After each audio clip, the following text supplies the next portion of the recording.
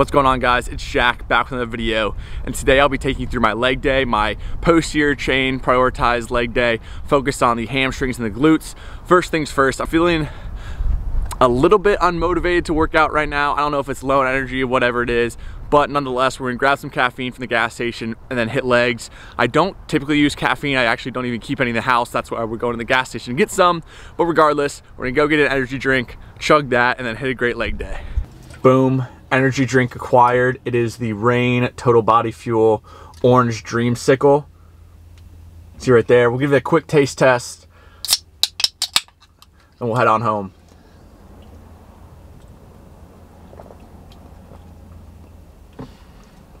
Damn, that's pretty good.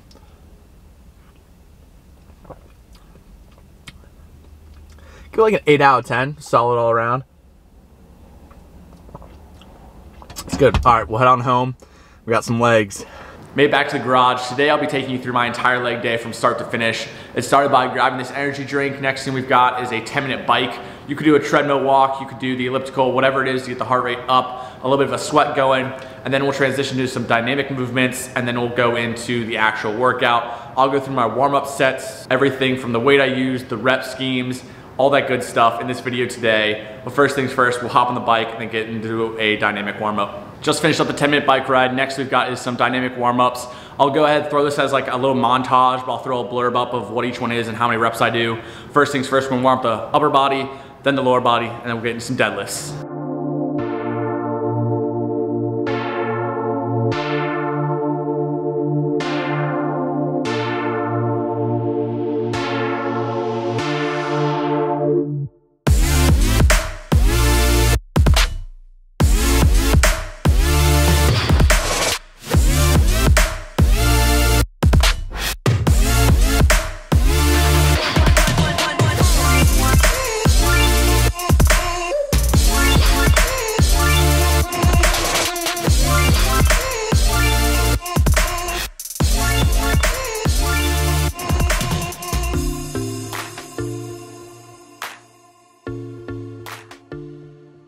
So for this deep squat, I like to use my elbows to press out, open my groin a little bit, and then what I'll do, I'll lean to one side, keeping whatever side I'm leaning to, the back heel down, and press a little bit on the knee, just to feel a stretch in the ankle, make sure my mobility is there.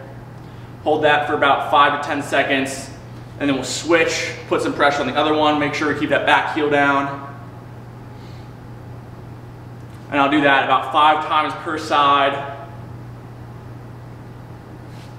And then last thing I'll do is some leg swings.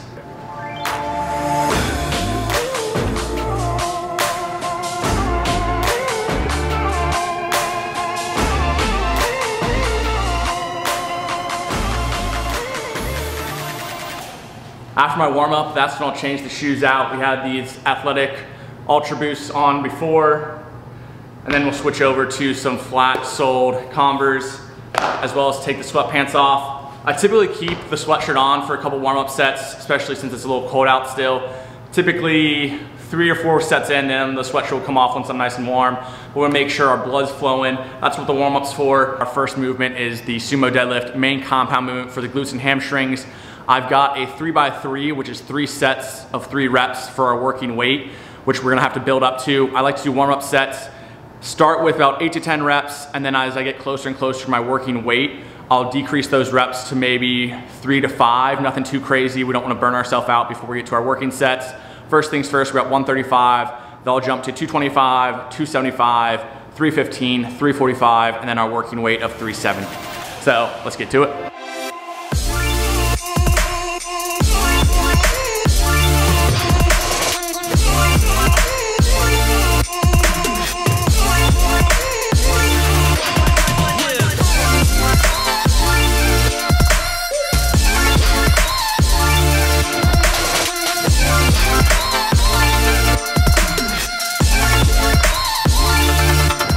We've got 350 on the bar. That's when I'll bring out the belt. If you do use a belt, I think most people bring it out on their second or third last warm-up set before their working set. Make sure you get that form down, that nice brace. Also, normally I bring out some chalk. My hands are always sweaty.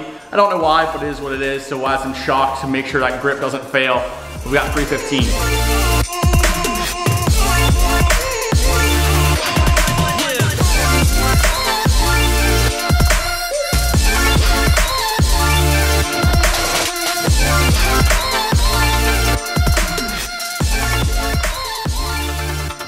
So far so good. We've got 370 on the bar. Now we've got our 3x3 for our working sets. Let's get after it.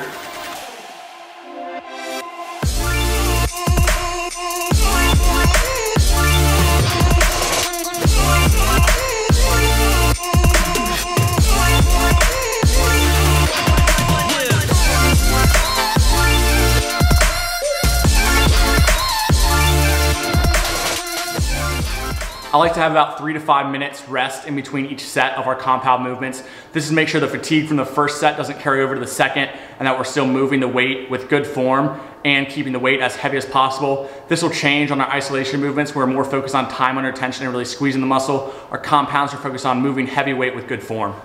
I hope you guys enjoy this camera angle of my face, the strain on my deadlifts. Probably turn a little red, we'll see how it goes.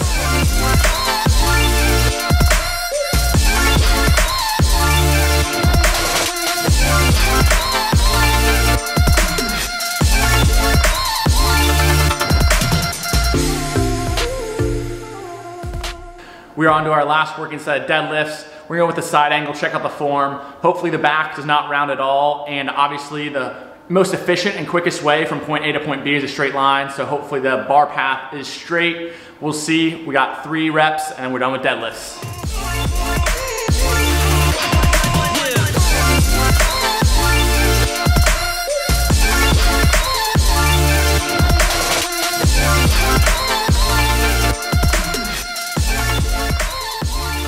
Next movement I've got is high bar paw squats.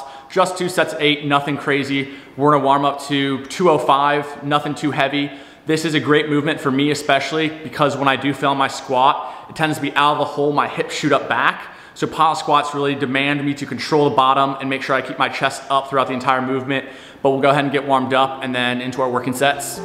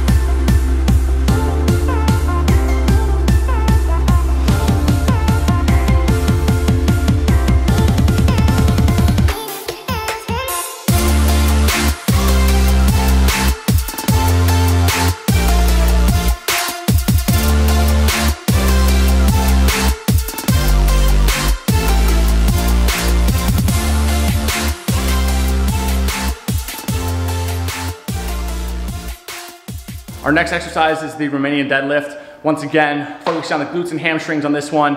I also add a plate for my toes to rest on, so my hamstrings are pre-stretched, so I don't necessarily need to bend over as far to get the full range of motion in my hamstrings.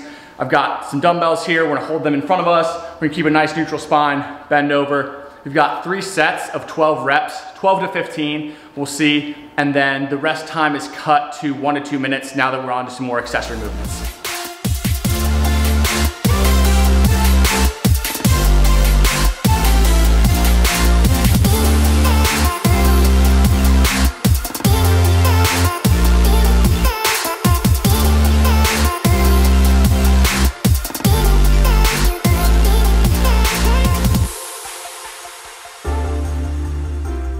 Second to last exercise we have of the day is the Bulgarian split squat. I think a lot of people look at it and see it's similar to a lunge and assume it's for the quads, but I'll show you a quick tip to make sure you're emphasizing the glutes and hamstrings.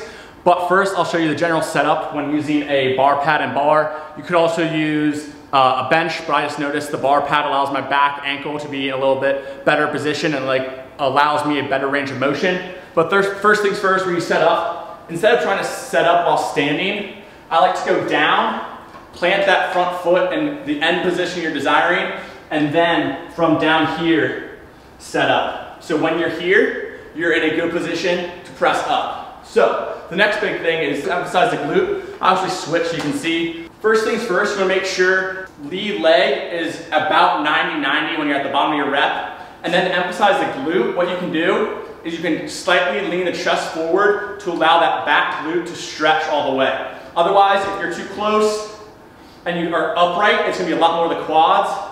So what you want to do, take a little bit more of a step out, come down, and make sure you have a slight forward angle so you can feel that stretch your glute, and that's when you're going to press up front. Just like that. I've got 3 sets of 12 reps per leg here, and I'll add some dumbbells to make it a little more challenging.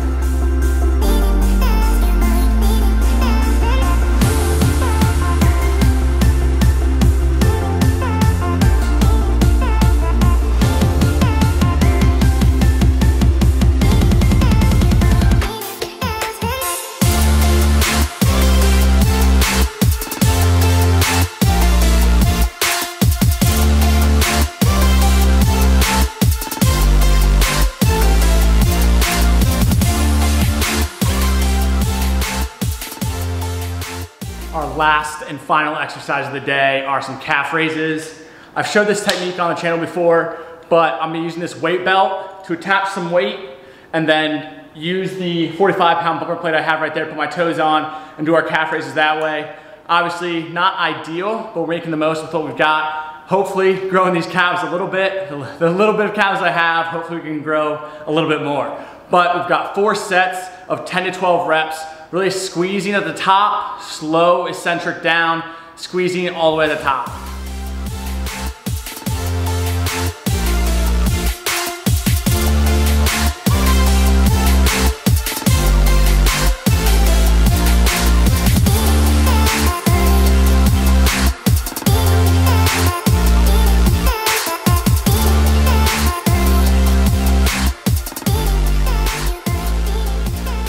That wraps up today's leg day. I'll do a quick honest physique check just to see where I am right now. I'm 177 to 178 in the mornings on an empty stomach, and then probably in the high teens, body fat percentage wise, maybe 15 to 18%. I'm not exactly sure, but I'll show you guys what I'm working with.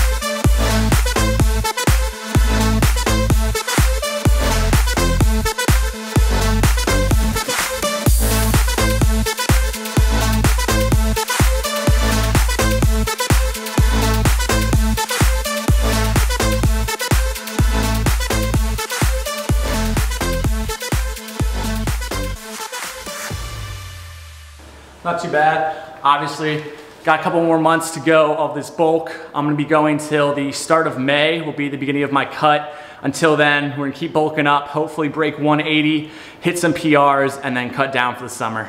Alrighty, I'll wrap up the video here. A nice, honest physique check at the end there. Leg day was good. Deadlifts felt superb today. 370 flying, moving really well, which is good to see. Obviously in a little bit of state of embrace the fluff, in my opinion. The physique is definitely under there somewhere, but a little bit of fat as well on top. Nonetheless, we'll bulk up until the beginning of May is my goal. So we'll bulk up March, April, hopefully break 180, set some PRs. I want that 405 squat really bad.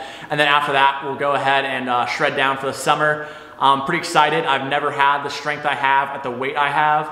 And I feel like just as a whole, I'm a little bit leaner than I was last year, weighing a little bit more. So I've definitely added some muscle to my frame. Excited to see what that looks like. But we've got 2 more months of a bulk, embrace the fluff, and then we'll cut down for the summer. Super excited for that. Nonetheless, I'll end the video here. Leave a thumbs up, subscribe if you haven't already, and I'll see you guys next week. Peace.